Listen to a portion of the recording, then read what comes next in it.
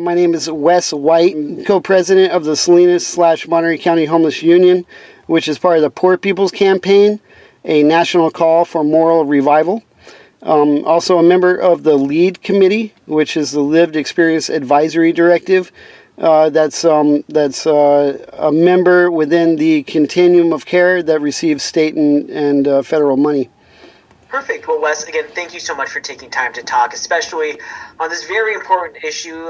Some big news today with Governor Gavin Newsom ordering California state agencies to start clearing homeless encampments. Given this, this directive from the governor, kind of what's your reaction to that in terms of how that affects us here on the Central Coast? It's almost just another day. It's just, they're not pretending to be nice anymore. The governor was one of the biggest proponents for the appeal for Johnson versus Grants Pass to have it overturned so he could do exactly what he's doing right now, not have any kind of housing, not have any real solutions, but also slough off and abdicate responsibility onto local jurisdictions, county and city. So now these jurisdictions have to fight it out amongst each other of like, well, I'm not taking care of them. You're going to take care of them? Well, certainly nobody's going to take care of them. And so what do we do? In that stead, law enforcement becomes complaint driven. And by doing so, there are community members that are lamenting, where did my community go? We used to give them coffee. We used to say hello. And, they weren't causing any harm. These are locals that along the peninsula, it's a whole nother world. The lettuce curtain is real. But, there are community members that are nicer. And I went to the Community Safety Advisory Committee for the city of Seaside. And those committee members all agreed, in consensus of saying, where did our community members go? I remember seeing, this guy. I remember seeing this gal. And, they're nowhere to be found. And it's been quite a while. And, it's a concern, at least, but what are we actually going to do? I've been to the County Board of Supervisors. I asked for an ordinance, for collaboration that's similar to the Lead Me Home plan of 2014, I believe. And, that actually said we're gonna end homelessness and try to reach functional zero. It goes along with that executive order. So yeah, and that's kind of the big thing we've been talking about. We've been covering it here in Salinas. We had another reporter over in Watsonville. So would love to get your thoughts and kind of reaction to that executive order. Watsonville is getting cleared out right now pretty hot and heavy all week long. That's more along the river. But still the Watsonville side and the Monterey County side I hear they're also doing.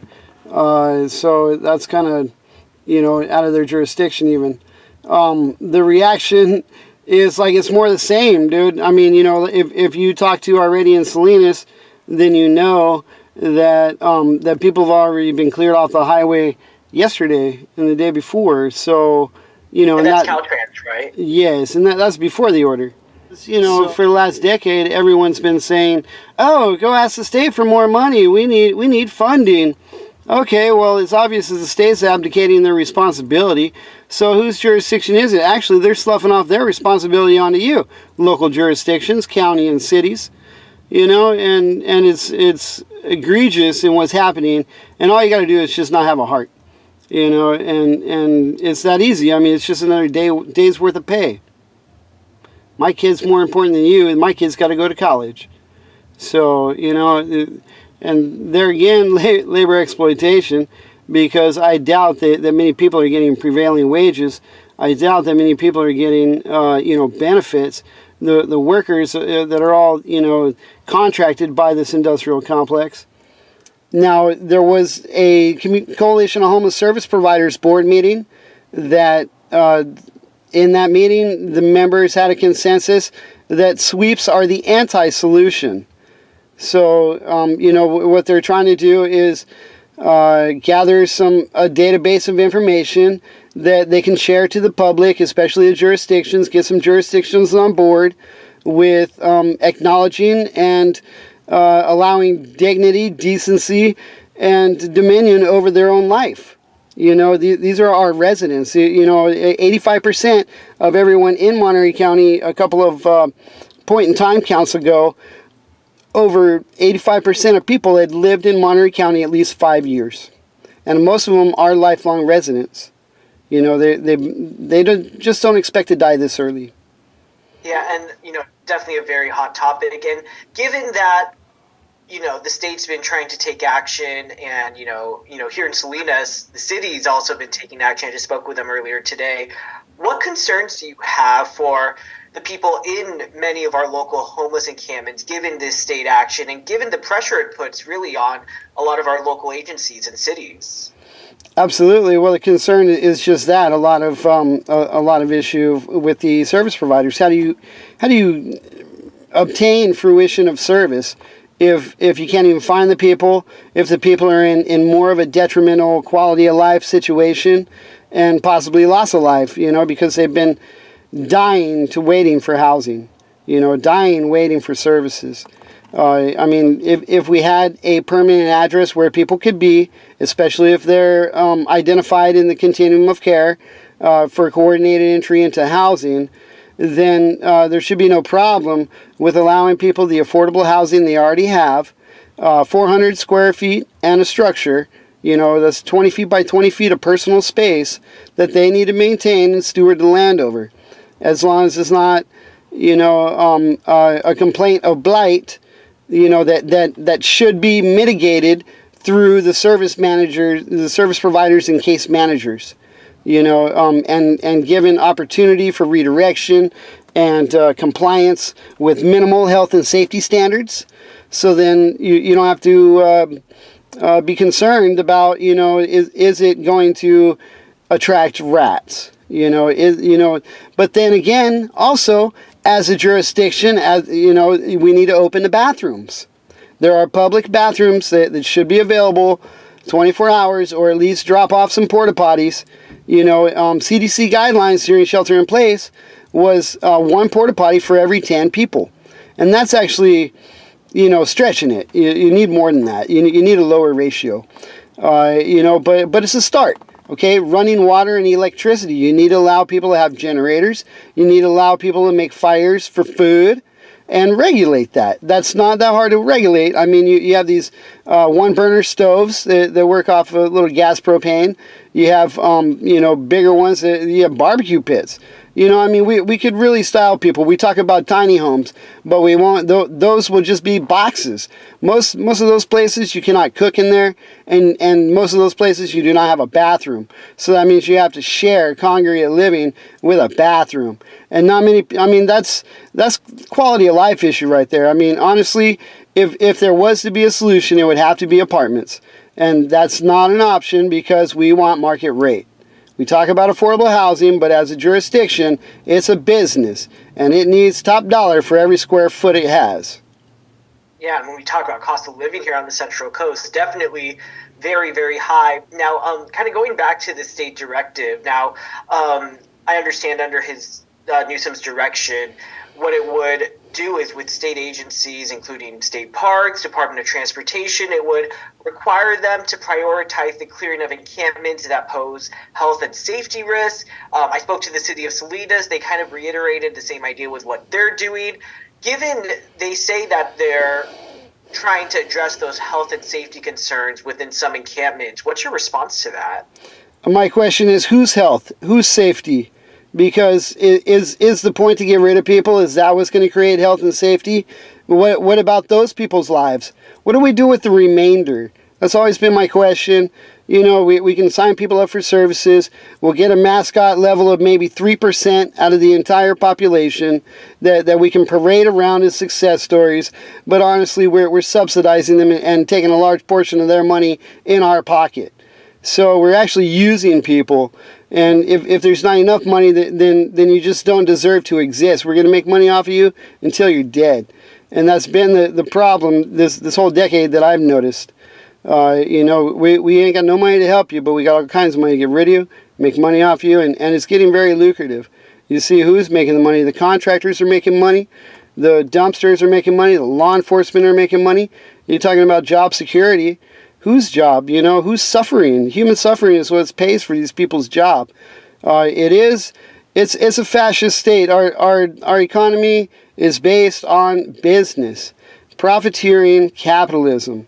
And so human life is meant to be extracted from until there's nothing left, like you're a battery. So, you know, once you're broke in the casino of life, well, you ain't got no money left to give them, so now they're going to make money off you. And you don't belong here, you don't belong anywhere, and you'll always be a criminal. And the only crime is you're too poor to afford rent. So, you know, there's a lot of people being evicted.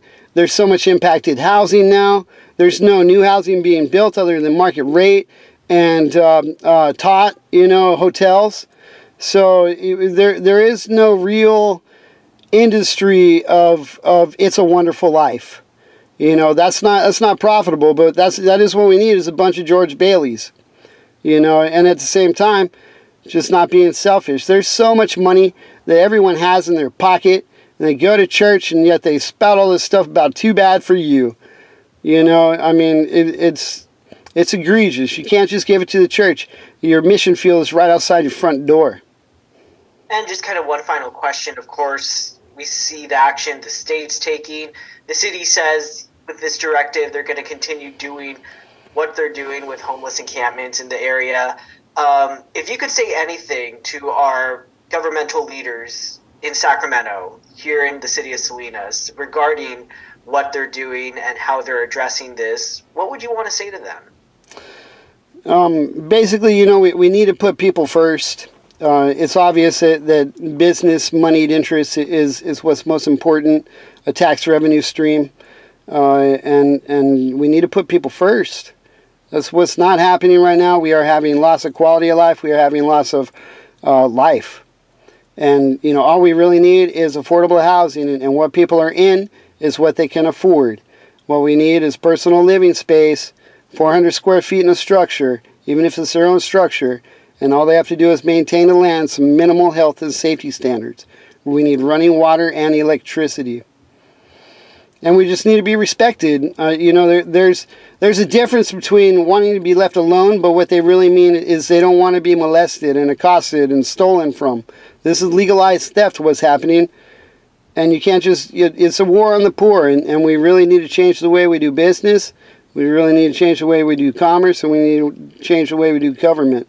It's supposed to be not just us, but justice for all. Ultimately getting them exactly everything you mentioned. Well, Wes, I don't have any further questions. I know you've already touched on a lot, but just want to open it up and ask if there's anything else you would like to add. Well, we will be doing another protest this Friday at Baton Park, 4 to 6, like we did this last week. We probably won't have as much momentous turnout because, you know, I mean, energy is seasonal and moment-filled. So, you know, every experience is different. But we are going to protest because, like you said, nothing has changed. People's lives are being ruined and destroyed, all for the sake of pretend health and safety. Again, whose health? Whose safety? These folks came to you asking for help, so they signed up for the continuum of care based on your advice. So now we do what we were told. We always do what we're told, and we still get punished. So there's got to be a different way of doing this. I mean, these are your residents, your lifelong residents. And this is the election season right now. And if you're only going to do the right thing, man, you're talking about domestic terrorism and killing off life. We need to do different.